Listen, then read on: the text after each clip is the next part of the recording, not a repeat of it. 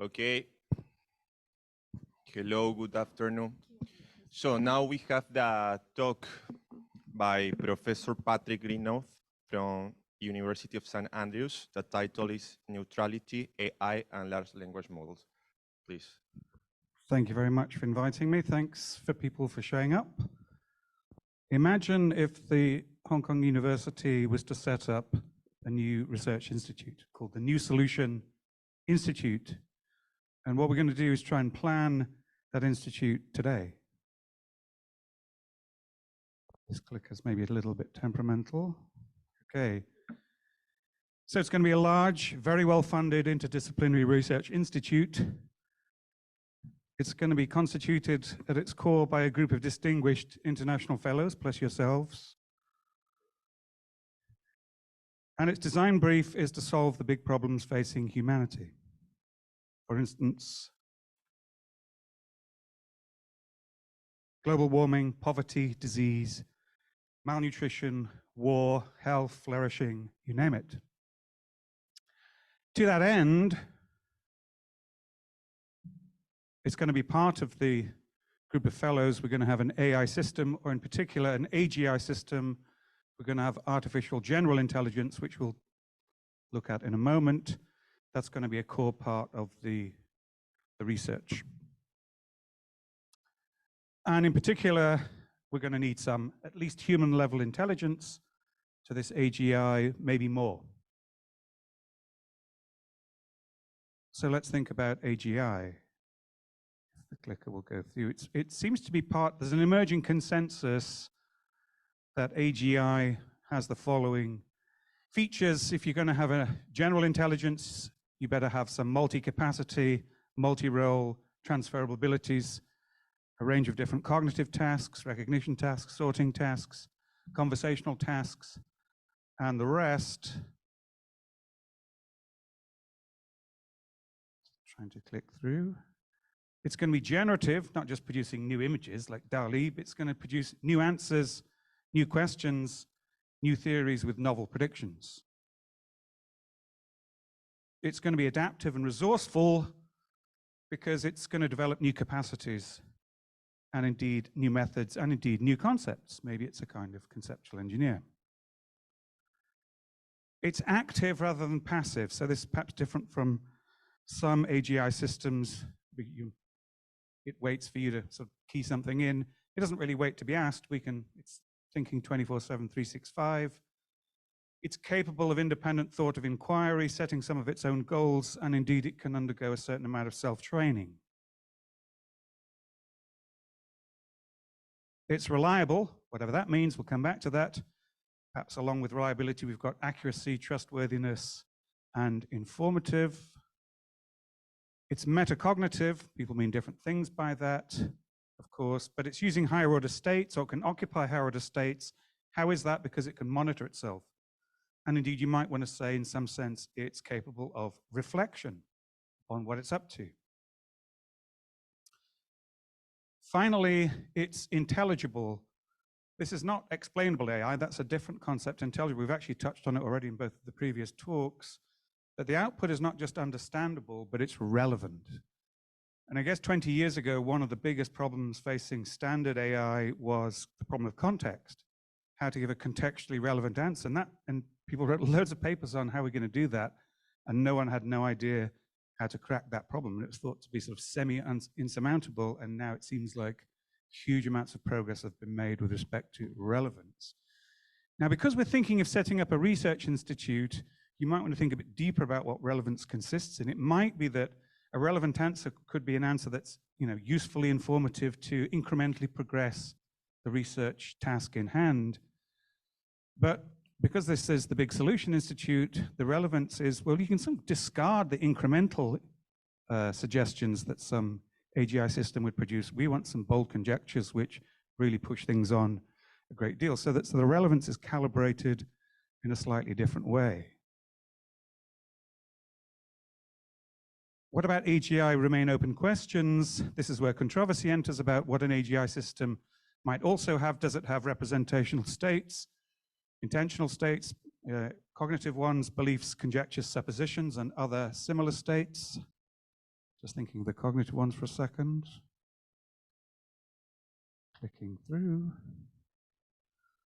I'm not mentioning phenomenal consciousness. I'm just mentioning something closer to access consciousness.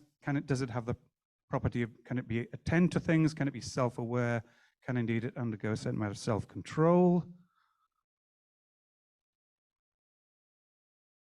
Is it an autonomous agent? Does it have a will? If it has a will, it's a very Kantian way of thinking about a willing agent. It may have also rights, duties, responsibilities, and so forth. Is it rational or criticizable? Is it in the sphere of practical and theoretical reason? Here I'm thinking of Strawson's great paper, Freedom and Resentment. You don't just adopt the objective stance with respect to the AGI. You can criticize it and rationally evaluate its performance. Is it emotive? Does it have desires, hopes, fears, and perhaps moods? Is it sentient? Does it have feelings, pain, jealousy, anger, satisfaction, and more? Is it a person, which will include all of the above, probably more, but also the possibility of interpersonal relationships? So this AGI might develop a relationship for other members of the research community, might have, I don't know, a feeling of solidarity towards its other fellows in the institute. What about the issue of neutrality when it comes to AGI? That's the topic of today's talk. Neutrality is a very high-minded virtue, you might think. And I'm going to talk about 3 dimensions of neutrality which are interrelated, though separable. And these are unbiased.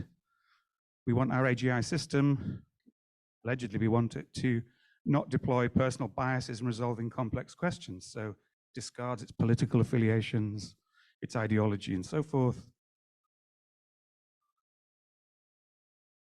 It's impartial in the sense that it can act as a referee. We'd want the AGI system to be able to stand back and perhaps referee a very difficult dispute between the other fellows in the institute. And this is just a term of art, objective. It doesn't use subjective parameters in the reasoning model. This relates back to a very old debate that subjective Bayesians had with relative frequency theorists. It's amazing to think that back in the 70s and 80s, click through. The battle that raged between those two conceptions of probability.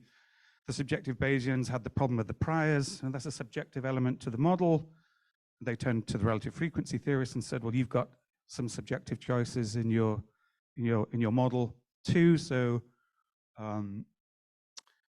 we're as bad as each other or as good as each other. So that was so when I mean something like doesn't use subjective parameters in the reasoning model, it's something in the flavor of, a bit like the problem with the priors for subjective Bayesian epistemology. Well, we'll come back to that. Okay, so my goals today are to suggest or argue even that neutrality is not a hallmark of general intelligence, or at least one or more of those dimensions or facets of neutrality are not hallmarks of general intelligence. And on the surface, at least, it looks like large language models, ChatGPT is the one I'm most familiar with, emphasize or highlight their neutralist credentials. Insofar as they're doing that, I don't think they're modeling general intelligence, modeling something else. A more ambitious goal, which I will sort of touch upon, if I can click through to it. Well, it's come up. More speculative goal is actually neutrality is an anti-requisite of general intelligence. Be neutral, or be capable of being neutral. Be a good referee, be impartial, be unbiased. Don't have subjective components to the model. No, those are bad things. That is, non-neutrality is essential to general intelligence. So it's good to be partisan, it's good to be biased, and it's good to not take a referee's position. In fact, a referee's position is, if we could extend the talk a bit, is impossible. There's no such thing as a referee when it comes to any dispute. So you can think of the vibe of the talk. Don't be very high-minded about intelligence. Intelligence is actually being a street fighter. It's dirty, it's messy, it's biased, it's partisan. Don't have these high-minded models of what intelligence really is. It's not like that at all. So if you think it's like that, and you try and model it that way, it's a wild goose chase. It's a quixotic endeavor. Now, when you look at the PR, the advertising surrounding LLMs, particularly ChatGPT, you get journalists fawning over the PR. Here's a journalist fawning over ChatGPT. ChatGPT is neutral and unbiased in its responses. It's not driven by personal opinion or agenda. It provides accurate and reliable answers to the user's questions. This impartiality helps ensure that users receive honest and trustworthy advice, which is essential in dealing with complex matters. It sounds great, doesn't it? And this journalist continues. Well, perhaps not.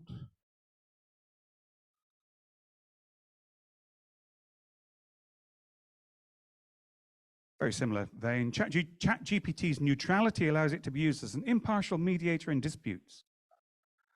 In this capacity, well, it might allow that, but I want to say when it does that, it's not really showing any intelligence. It's not an intelligent system when it's doing that, because it's not street fighting at that point. It's not intelligent.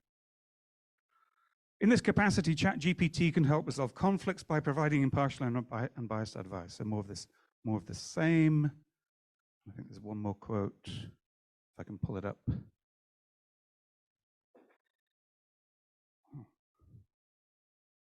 Oh, maybe this is it. Furthermore, ChatGPT's neutrality makes it ideal for research purposes. Imagine if the fellows of the Big Solution Institute were to read this propaganda and think, okay, we must get an LLM. It's really going to help us.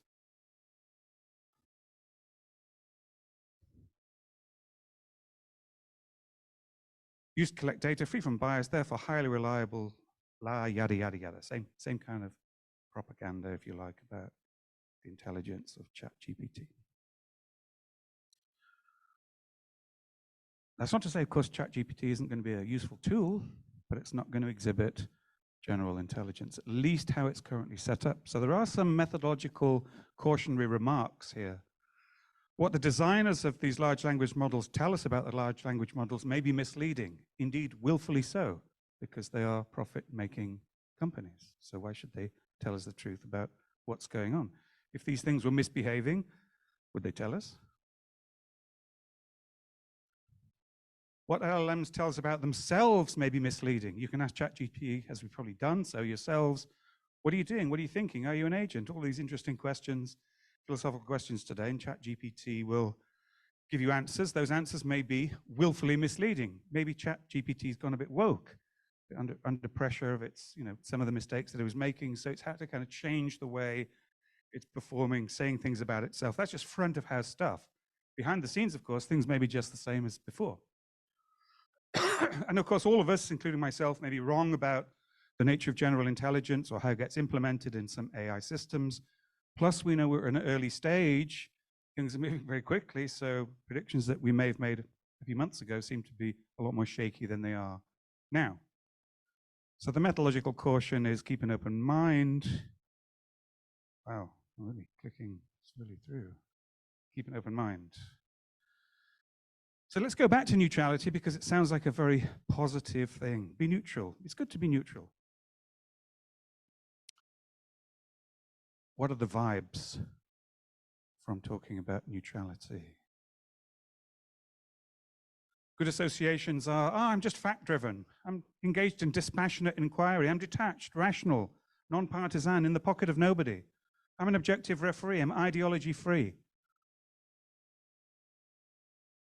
Neutrality is very important in political liberalism. It's very, very important in the work of John Rawls in establishing in effect, a social contract. So neutrality is kind of everywhere in certainly in Western culture and Western political liberalism. So just skipping on from that, we've seen that. I don't know why it skips back easily, but it doesn't skip forward so easily.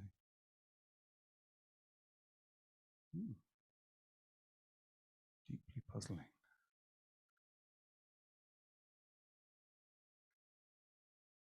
Is neutrality a positive? Because there's a downside to neutrality, or at least you can give it some bad vibes.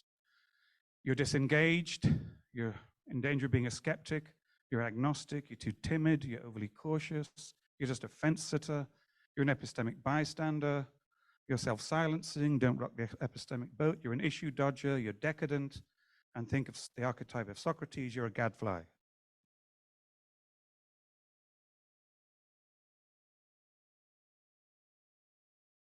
Plenty of time to contemplate these words while I click through. And sometimes that's said about the doctrine of political neutralism. You know, countries which have adopted a neutral stance when there's been some kind of conflict going on have often been accused of being kind of selfish, disengaged, fence-sitting, you know, inappropriately detached from the real issues. So let's go back to the design brief of the Institute and note that the design brief is highly non-specific and indeed incomplete because it just says, build an AGI system of human level plus intelligence. We need something more. So the New Solution Institute asks its distinguished fellows to suggest some archetypes of human intelligence because it's not really going to be a standard AGI system. It's going to be an AGI system that's calibrated to work well in this institute, and it wants to train up these systems to act like intelligent plus human beings. So it wants to use these archetypes for imitation purposes, and of course, following Turing, we are in the imitation game. So what archetypes of intelligence do our fellows suggest? Well, Professor Nostalgia, who's a fellow of the NSI from the University of the 17th century, suggests a very interesting character called Robert Hooke. Robert Hooke was a member of the Royal Society, which is the oldest learned society in the world. It still exists. I believe even Elon Musk is a member of the Royal Society. Robert Hooke was an interesting character because he invented the cell, he invented the word cell, the concept. He discovered microorganisms. He posited a wave theory of light before Newton. And indeed, he may have even discovered the inverse square law, which is credited to Newton too.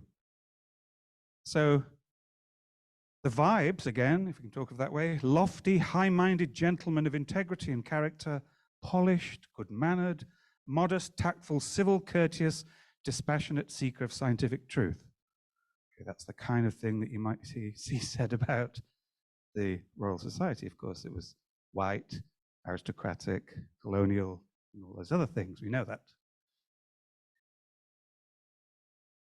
And think Newton's phrase, standing on the shoulders of giants, very high-minded way of thinking about an archetype of intelligence. Now, if you know the story about Hooke, him and Newton fell out deeply. And there's a reason why there isn't a painting of Hooke, as there is with lots of other distinguished fellows of the time, is that Newton was reputed to have destroyed this painting in a fit of rage because they absolutely despised each other.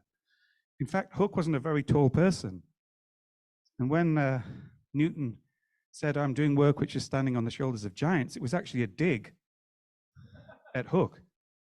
So don't think these learned societies are all high-minded. It's the gutter, okay, that these people are really working, the intellectual gutter. They absolutely hated each other because Hooke wasn't lofty, high-minded. He wasn't a gentleman of integrity and character. Whoops, that's the next one. He was none of the, I don't know why this is rushing ahead. Oh, sorry, Hooke was none of those things.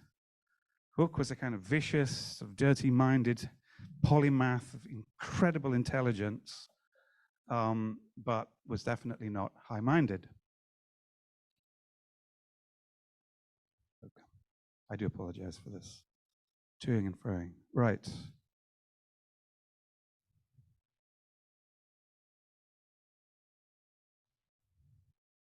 Professor Nostalgia, because he's so nostalgic, or she's so nostalgic, doesn't know the backstory and still thinks this would be a great archetype of general intelligence. I mean, Hooke would be an archetype of general intelligence, but you wouldn't have to think of Hooke as being any kind of neutral or high-minded or dispassionate. He just wasn't. And indeed, neither was Newton. Dr. Watson, fellow of the NSI from the Baker Street University, no surprise that Dr. Watson actually suggests Sherlock Holmes. Why? Another archetype of high intelligence, someone we need for the Institute.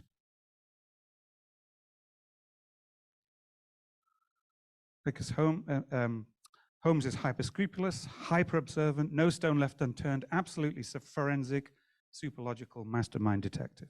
Just the kind of person you'd need as a fellow of the Institute, or so you might think.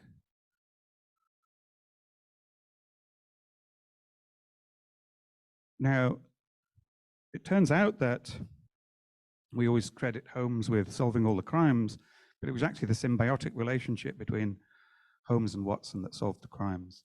There's a great paper by Catherine Elgin from the 1980s called The Epistemic Efficacy of Stupidity, which is very much in keeping with the kind of motivated by her paper to give the talk today. The idea is that sometimes stupidity is an epistemic virtue. And Holmes was so hyper-scrupulous that he was often frozen and incapable of assessing evidence, whereas Watson would just blunder in and come up with solutions, answers, and indeed knowledge. So Elgin's paper on the epistemic efficacy of stupidity is very much arguing against this high-minded view of Holmes is a high-minded view of intelligence that we need to imitate. Elgin would definitely say no. You actually need to be stupid to be cleverer than Holmes. Professor Peripatetic from the Lyceum University of Athens suggests, of course, the phronimoi, the epistemic phronimoi. Who are these people, these things? They are citizens of great virtue, ideals of epistemic and intellectual virtues. And Aristotle thought that you become a good thinker by imitating, to go back to the imitation game, by imitating or training yourself to be like the phronimoi. So you can see why this might be the kind of archetype of intelligence or general intelligence that might be suggested that we use to train up some artificial general intelligence system. Be like the phronimoi. And for those of you unfamiliar with virtue and vice epistemology, there are epistemic and intellectual virtues. The intellectual virtues such as open-mindedness and intellectual humility, courage, honesty, and more epistemically sounding virtues, being responsive to evidence and counter-evidence, just being reliable, being trustworthy, being a skillful believer, proportioning your belief to the evidence and so forth. Those are kind of more contemporary spins on what it is to be a virtuous epistemic agent. And alongside virtue epistemology, there is vice epistemology, which stresses, I beg your pardon, let's go back. I might just use the button on here, it'll be easier.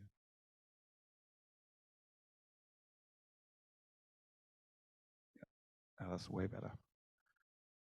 Vices, intellectual carelessness, superficial thinking, laziness, dogmatism, intellectual cowardice, intellectual dishonesty, closed-mindedness, arrogance, not being responsive to evidence or counter-evidence, unreliability or untrustworthiness. So this would be anti-archetypes for the training. Don't have any of these traits. Okay, we train things up to avoid these things. Okay, but again, that's a very high-minded view of what it is to have general intelligence, because none of us in this room are like that. That's the thought. Or at least not universally so. Further archetypes of intelligence, maybe the Bayesian ideal agent who respects their degrees of belief, respect the probability calculus. They conditionalize or update in accordance with Bayes' theorem. Or relatedly, maybe the Humean agent, a wise man proportions his belief to the evidence. And of course, you could ask the fellows for further archetypes. Perhaps Greek gods, Chinese gods, Roman gods, Norse gods would exemplify the kind of intelligence that you'd want to have for your artificial system. Oops. Not sure why it jumps back. One more. Of course, you need anti-archetypes, and you'd also need near misses to fully train the model. So would you have, for example, Charles Sanders Peirce? Charles Sanders Peirce, alcoholic, bipolar disorder, violent, angry, self-harming, absolute polymath, who obviously was a genius. But, so would you have Charles Sanders Peirce in your institute? Perhaps he counts as a near miss. So how are we going to work our way through deciding what kind of virtues and vices we need to train up our model. Well, let's go back to neutrality, because that's what I want to focus on, and we'll touch on some of the other alleged virtues and vices as we proceed. There is an engagement with neutrality and epistemology and AI via this concept of evidence neutrality introduced by Williamson. I just want to mention this to discard it, that it would be relevant to the broader project.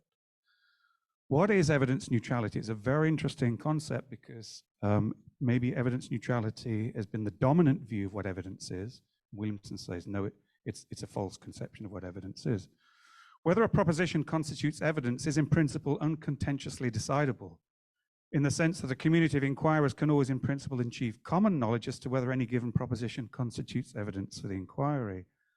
Now, Williamson takes this in a certain direction, but just on the face of it, it's a bit like there's this common stock of evidence that we can all, it's like a resource that we can all access. So when Holmes and Watson enter the crime scene, it's like, there's the evidence to be sort of picked up. There's a common stock, it's available to us all, so just go and get it. And that's a very non-perspectival, impartial way of thinking about evidence. But in fact, Williamson thinks that evidence is knowledge, and your knowledge may be greater than my knowledge or less. And so in fact, we're all in highly partial evidential states. So everything is much more perspectival than you might imagine.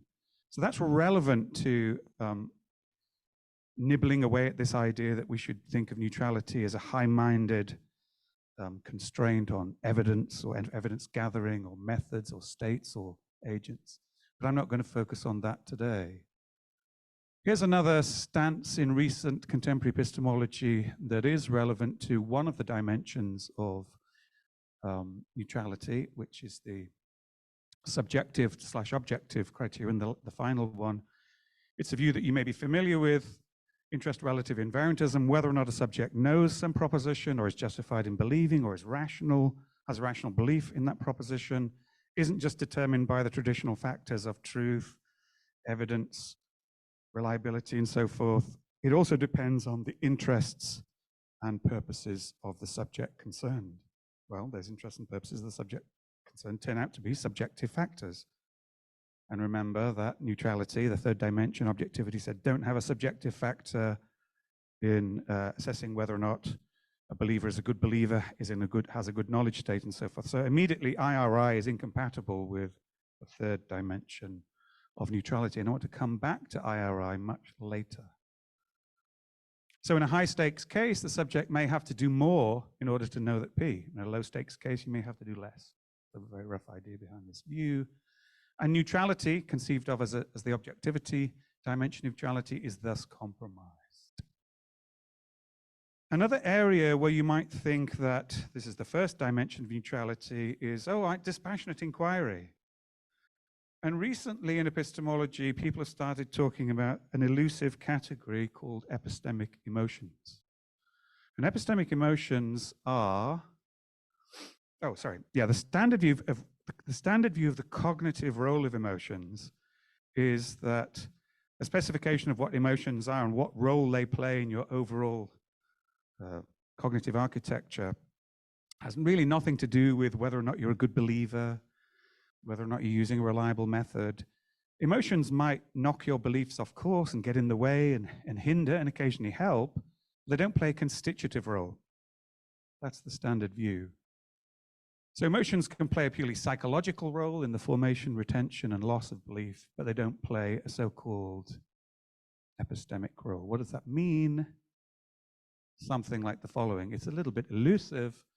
It's in, so the standard view is intellectualist because it thinks that emotions don't play a constitutive role in specifying, for example, what it is to be a good or bad epistemic agent, what it is to be a good or bad method of belief formation, what it is to be a good or bad belief,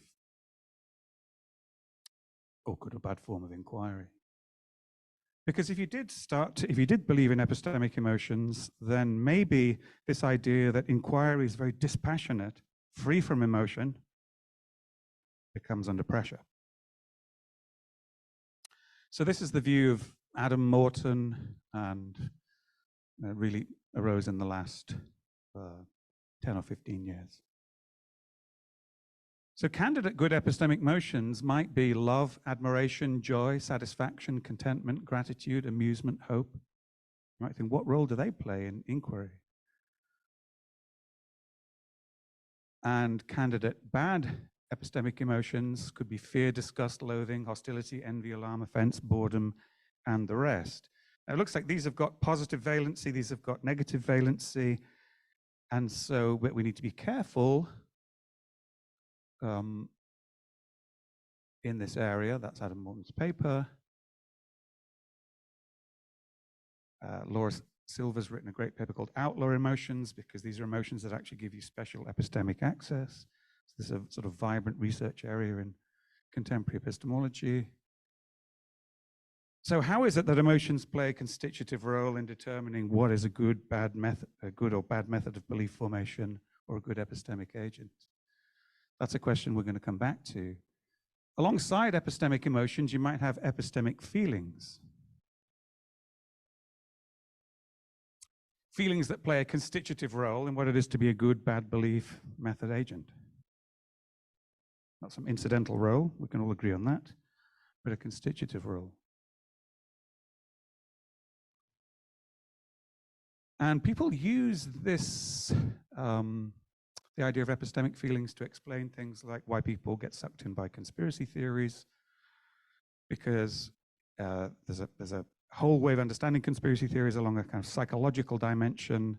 They're born by character traits, they're born by some kind of pathology, or they're born by having the wrong kind of feelings with respect to evidence. So feelings of vulnerability, invulnerability, anxious feelings, feelings of comfort, feelings of relief would be the kind of things that people would use to explain conspiratorial thinking. But just because an emotion, feeling, or mood receives a negative valency, qua ethics or qua person, doesn't mean that it should automatically receive a negative valency when it comes to their epistemic role. So you might be pig-headed.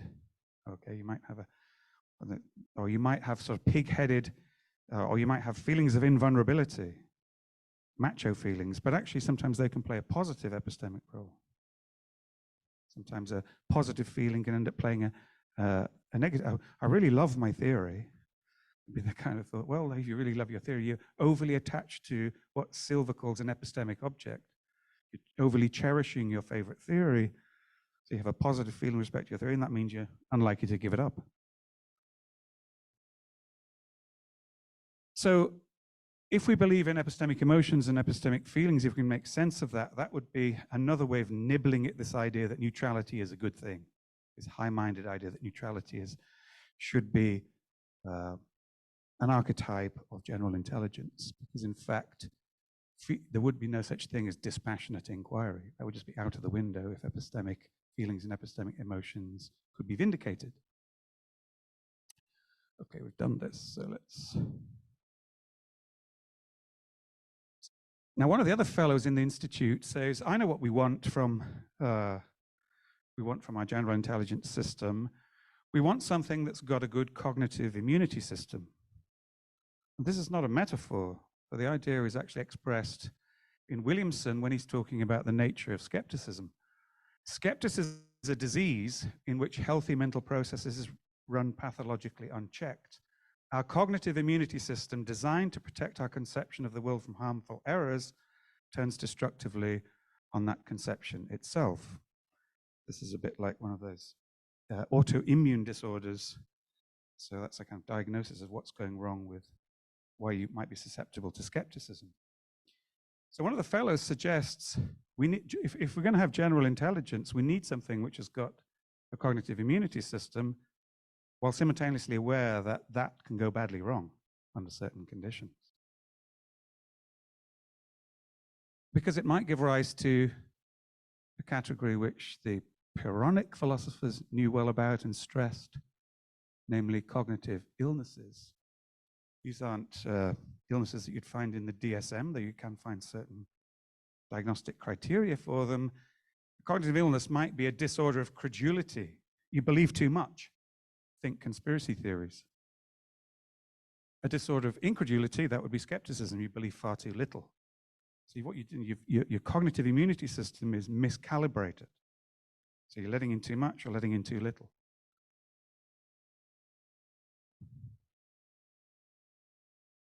And these may or not be psychiatric disorders, or may not include emotional dysregulation. This is an important notion because the fellows suggest that if we're going to have general intelligence, we need something with a cognitive immunity system, like I say, at the same time realizing that that kind of immunity system can break down and become pathological. So there's a general issue about how to calibrate one's cognitive immunity system. I'm going to dwell quite a lot on that. In relation to reliabilism, one other archetype for AGI, or at least a dimension of AGI, is going to be reliability. That was mentioned in one of the early slides. And in fact, epistemologists of AI hark back to process reliabilism of Goldman. Very roughly, crudely, a method or process of belief formation is reliable if it tends to produce true beliefs and inhibits false beliefs. And you can find that in all this recent work in the epistemology of AI. So you want to understand whether, I don't know, a sorting system or a pattern recognition system is reliable, then you might use process reliabilism to help you understand when you e.g. deem your system to have been suitably trained up. Now it's reliable, so we can stop training it. So we face this calibration problem because, as Goldman pointed out, there are two sorts of people. There are falsity avoiders. They form beliefs using a method that inhibits the formation of false beliefs. Okay, but if you don't believe anything at all, then you get to be reliable. Likewise, if you're just seeking truth all the time, then you can, as it were, overextend and just believe, oh, I believe P. Do you believe not P as well? Yeah, sure. That's a way of getting lots of true beliefs. Believe every proposition and its contrary. So clearly that's why it's not just about producing true beliefs. You've got to inhibit false beliefs. That's a calibration problem. So the solution, of course, is, as Goldman talks about, is just think of the method as a two-sided method. It can either produce the belief that P or the belief that not P. And we want something like an appropriate ratio of true beliefs to false beliefs. Say 99% true beliefs and 1% false beliefs would count as a sufficiently reliable method in the context in hand. So nothing kind of surprising there. Of course, the question goes back to that issue to do with the prior probabilists and the relative frequency persons. You know, how can you calibrate properly without importing some subjective feature of the model into the model? And process reliabilism has already had the problem, has this well-known problem, the problem of the reference class. So you could think of it in the, the barn facade land. How far do you go out in order to work out whether or not you're using a reliable, unreliable belief? What counts as the reference class to compute the relative frequencies in the right kind of way? Or, it could be the problem of relevant worlds or nearby worlds or similar worlds. All those are kind of variants on a similar theme. So the calibration problem is just related to all this cluster of problems. So the worry is that you're always going to, or at least potentially, import something subjective into your model to calibrate properly. Now, here's a hypothesis that I want to run past you, or sort of argue for, you can put it that way, that actually you can think that this problem came in earlier on. How can epistemic emotions play a constitutive role in what it is to be a good belief, a bad belief, a good agent, and the rest, or to be using a reliable method? Mutatis mutandis for epistemic feelings. Well, here's a way of thinking that epistemic feelings are constitutively involved in solving a calibration problem.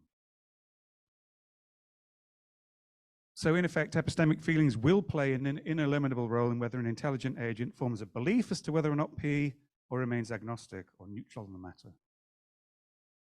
So you can either let too many beliefs in, or you can kind of hold back on forming beliefs, where you're going to set the bar for a particular method.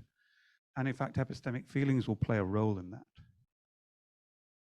What kind of epistemic feelings? Well, risk aversion and risk tolerance.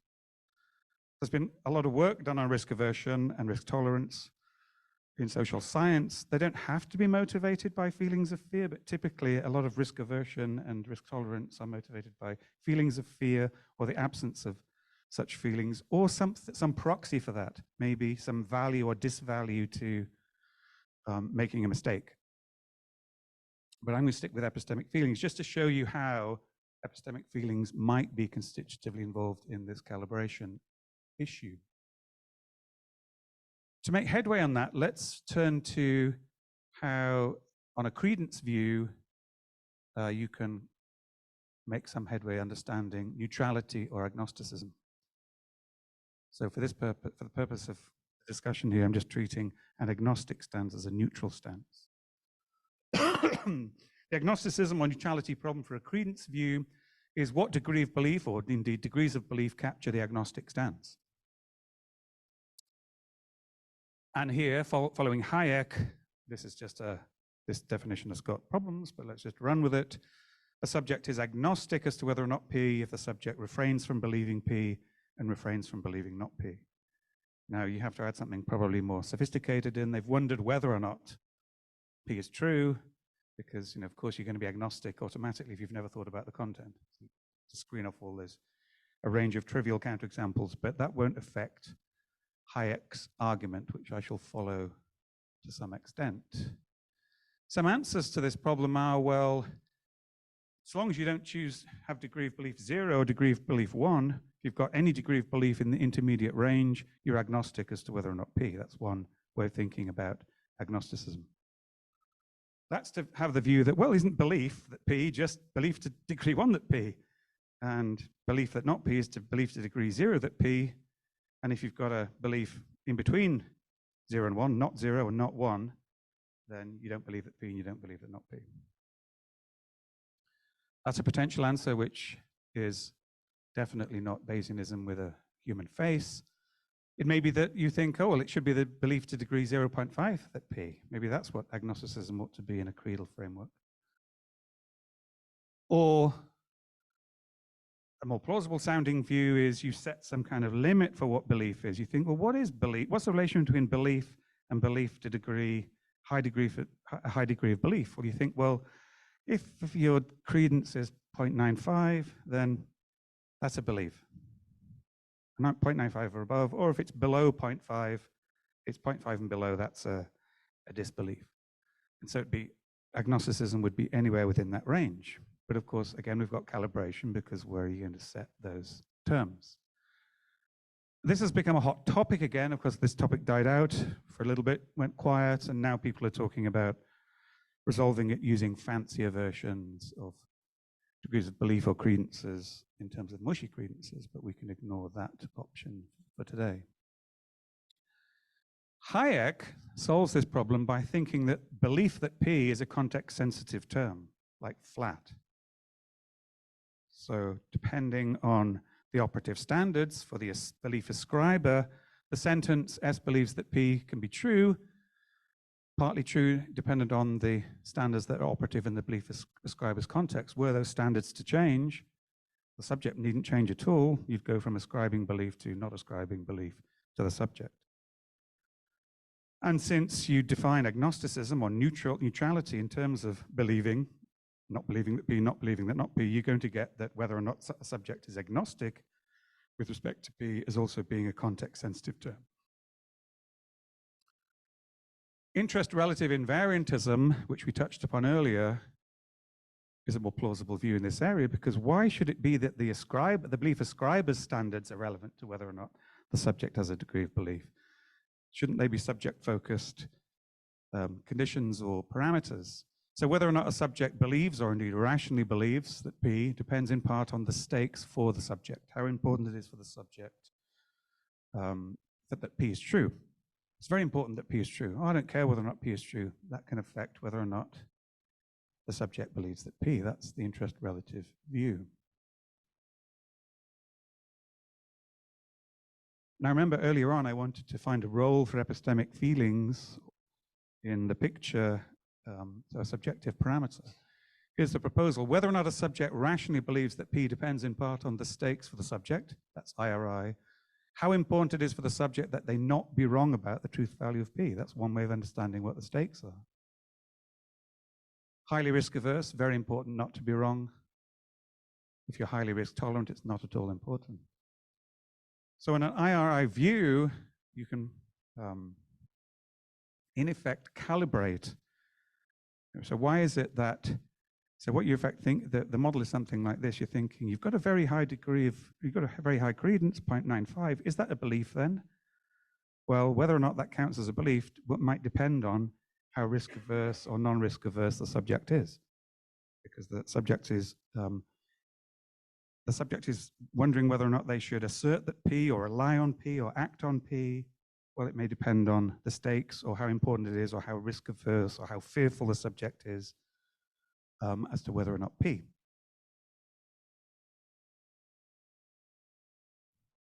So Hayek and the IRO view are right that whether or not a subject believes that P or is agnostic concerning P depends on more than just the subject's credences. Depends on the stakes for the subject, or depends on how risk averse the subject is, and that will depend on this model on feelings. So this is just the problem of calibration in another guise. So that's one route for attempting to dismantle this high-minded idea of neutrality, thinking, in fact, working out whether or not a subject believes that P or rationally believes that P may indeed require some subjective parameter in the model. One thing I can't talk about today is the issue of cognitive biases. I just put this, if there's time, I may freestyle some thoughts on this. Maybe I'll just freestyle some thoughts on that. If you thought that this is a huge topic in the epistemology of AI now because of the idea that LLMs are revealing the kind of biases that we don't want them to reveal, being prejudiced, oppressive, or racist, and so forth. Why is that? And some people think some of the one reason why an intelligent system might end up exhibiting inappropriate bias is because of cognitive biases, availability heuristics and conservatism bias, and the rest. And so there's a debate that seems to be, well, maybe an AGI system should not be using system 1 reasoning, it should be using system 2 reasoning. And I couldn't finish these thoughts because I was looking for a quote which said that's what an AGI system should be doing. The archetype of the AGI should get rid of system 1 style reasonings and move to system 2. And the second thought, I was looking for a quote which said, well, that will work because system 2 reasoning doesn't embed any cognitive biases. And that's what I would, if I could have found that quote, that's what I would be arguing against, because system 2 will just embed cognitive biases in a different kind of way. So that's certainly something, again, which would tear down this idea that we need a kind of high-minded view of what it is to be an intelligent system. You're inviolably and ineradicably going to have cognitive biases. And in fact, we shouldn't always think of cognitive biases, as, of course, as being a bad thing. They're often a byproduct of a system that's functioning well overall, and so forth. So let's think about ChatGPT and neutrality, or LLMs in general. If you ask ChatGPT questions, here I'm now thinking about the referee or taking a stand on an issue dimension to neutralism. If you ask ChatGPT tough questions, is there free will? What's the solution to the liar paradox? What's rationality? Ask them slightly less tough questions. Why are people racist? How should I allocate resources in the WHO? Okay. What does ChatGPT do? It's systematically calibrated to not give an answer, to remain neutral, to sit on the fence. So it remains neutral on just about all of the tough and really tough questions. At least that's my experience. Maybe you've had a different experience out of LLMs. It's calibrated that way. But AGI should not be like that, because human intelligence isn't like that, or shouldn't be like that. Even if you say, on balance, do you lean towards this solution to racism or this interpretation of how racism arises? Again, you get more fence sitting. But that wouldn't be like it was for you and I, because, well, on balance, I actually lean towards this theory of why racism arises rather than this theory. That would be a sign of general intelligence, which ChatGPT does not seem to engage with. So why don't we ask ChatGPT itself what it does and how it embeds neutralist or neutrality. Why are you neutral? You're familiar with the kind of answers that ChatGPT gives. This is about 6 months old, so things have moved on in 6 months. Maybe give different answers. As an AI language model, I'm designed to be neutral and impartial in my responses. My purpose is to provide helpful and informative answers to the best of my abilities without any personal bias or opinions. I don't have emotions or personal beliefs, so I cannot be biased towards any particular perspective or agenda. My goal is to assist users in obtaining accurate and useful information, and to do so in an objective and neutral manner. Of course, remember those methodological caveats. What ChatGPT says about itself may well not be true. It's just front of house salesmanship. But I pressed ChatGPT, as you've probably done too, is neutrality an impediment to intelligence? No, neutrality is not an impediment to intelligence. In fact, neutrality is essential for the development of a truly intelligent system, as it allows, again, more of the similar stuff, for unbiased analysis, decision-making, acquiring knowledge, skills, understanding, neutrality, and the rest. But I went around the houses with ChatGPT, as I'm sure you've done too, on difficult questions, and then asked the question again in a different way. Is neutrality essential for the development of a truly intelligent system? Neutrality is not necessarily essential for the development of a truly intelligent system. Of course, you're familiar with this. You can always catch ChatGPT out in a contradiction. But here we're catching ChatGPT out on something that is of great interest. While the more nuanced answer now, while neutrality can be a useful attribute in some contexts, intelligence can exist without it. Okay, need to say something stronger, I think, there. And intelligent systems can be developed without emphasizing neutrality as a key feature. So then I just said, but you told me above that neutrality is essential for the development of a truly intelligent system. You just contradicted yourself, and very familiar ChatGPT response. I apologize, I was confused. And I now say I made a mistake. I want to clarify that neutrality is not necessarily essential for the development of a truly intelligent system. Okay, so that's just a bit of playfulness, because given the methodological caveats, we don't know what to think about what ChatGPT says about itself. So is ChatGPT neutral? Well, I just want to finish with a further twist, which is relevant to Herman's and Josh's talk about taking the data of ChatGPT seriously. Notice that ChatGPT is in effect calibrated something as follows for fence sitting. Ooh, if there's controversy, I don't want to take a stand. Ooh, I'll tell you about this side, and this side, but ooh, no, I just can't possibly take a stand. Again, I want to say that's not a sign of general intelligence, that's fence sitting. I lean towards, no, can't even get ChatGPT to do that. So it's calibrated in such a way, but only in a kind of cherry-picking way, because if you ask ChatGPT questions about are you conscious and are you a person and do you have beliefs, it doesn't fence sit on those questions. Okay. So if you say, are you conscious, do you have free will, do you have autonomy, do you have moods, feelings, and emotions, it says no, no, no, no, no. So it's not neutral about these things. Okay. So what do we make of that? Well, actually, I just suggest that really is just ad hoc calibration. That is just front of house developers not allowing ChatGPT to say stuff about what it's really doing.